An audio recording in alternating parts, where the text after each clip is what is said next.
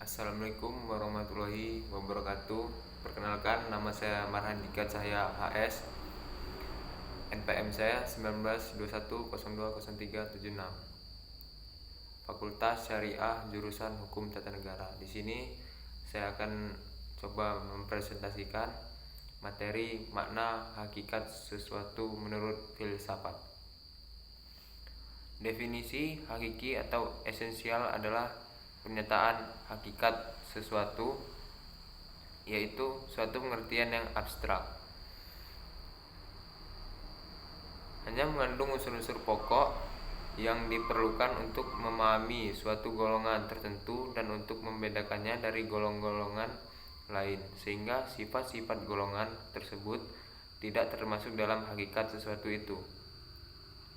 Definisi yang disebut dalam ilmu mantik logika sebagai jami sesuatu dan mani menolak adalah definisi yang paling penting dalam ilmu pengetahuan dan filsafat. Definisi itu tersusun dari jenis yang terdekat, genus proxium, dan perbedaan spesifik,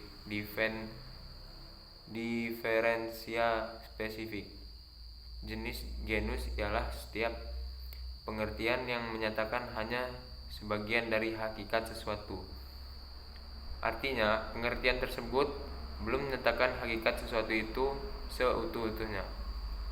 Perbedaan spesifik, diferensia spesifika, ialah setiap pengertian yang membedakan golongan spesies dari jenis genusnya. Misalnya, berakat budi membedakan manusia spesies dari hewan genus. Pengertian hukum filsafat. Pengertian filsafat hukum Islam. Filsafat hukum Islam terdiri dari 3 kata, yaitu filsafat, hukum, dan Islam. Filsafat hukum adalah pengetahuan tentang memikirkan mendalam, sistematis, logis, dan radikal tentang berbagai aturan yang berlaku dalam kehidupan manusia, baik itu aturan bermasyarakat maupun aturan bernegara. Hukum adalah peraturan-peraturan tentang perbuatan dan tingkat laku manusia dalam lalu lintas hidup. Secara ringkat hukum berarti ketetapan. Adapun pengertian filsafat hukum Islam adalah kajian filosofi tentang hakikat hukum Islam, sumber asal muasal hukum Islam, dan prinsip penetapannya, serta manfaat hukum Islam, begitu kehidupan masyarakat yang melaksanakannya. Dengan demikian, yang dimaksud dengan filsafat hukum Islam adalah setiap kaidah atas mabda, aturan-aturan pengendalian masyarakat pemeluk agama Islam. Kaidah-kaidah itu dapat berupa Al-Quran, hadis, pendapat sahabat dan tabi'in, ijma ulama, fatwa lembaga keagamaan. Filsafat hukum Islam diartikan pula dengan istilah hikmah at-tasyari', faktor yang menjadi ciri filsafat hukum Islam. 1.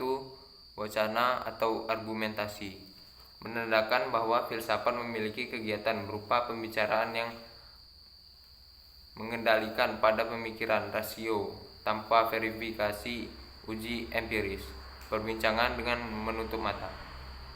2.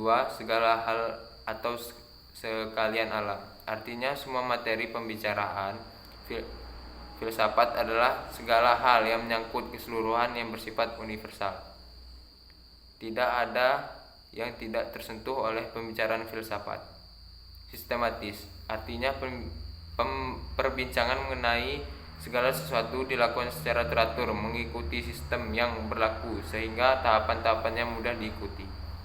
4. Radikal, artinya sampai ke akar-akarnya, sampai pada konsekuensinya yang terakhir. Radix, artinya akar, yang juga disebut arche sebagai ciri khas berpikir filosofis. Perbedaannya dengan pengetahuan adalah adanya asumsi sebagai titik tolak yang disebut sebagai keyakinan filsafat. Philosophical belief. 5. Hakikat merupakan istilah yang menjadi ciri khas filsafat hakikat adalah pemahaman atau hal yang paling mendasar. Jadi, filsafat tidak hanya berbincang tentang wujud atau materi, sebagaimana ilmu pengetahuan, tetapi perbincangan makna yang hakikat terdapat di belakangnya. Dalam filsafat hakikat tersebut sebagai akibat dari berpikir radikal. Berdasarkan 5 ciri berpikir filosofis tersebut dapat diambil pemahaman bahwa filsafat merupakan kebebasan berpikir manusia terhadap segala sesuatu tanpa batasan, dengan mengacu pada hukum keraguan atas segala hal, bahwa sekalian alam dan segala hal dapat dilihat dari berbagai hal sudut melalui kontemplasi pemikiran yang sistematis, logis, dan radikal.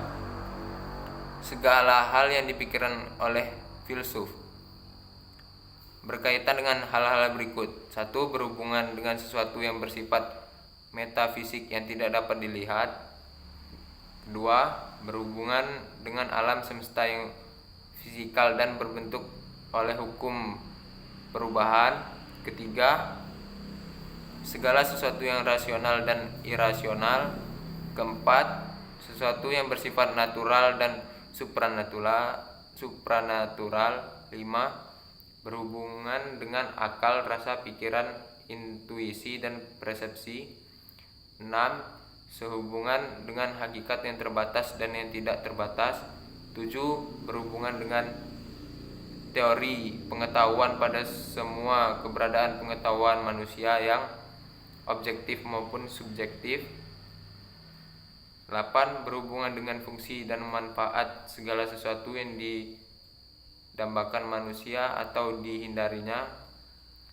9. Berhubungan dengan kebenaran spekulatif yang bersifat rasional tanpa batas, sehingga berlaku pemahaman dialektis terhadap berbagai penemuan hasil pemikiran manusia, tesis yang menghasilkan antitesis, dan terciptanya sintesis.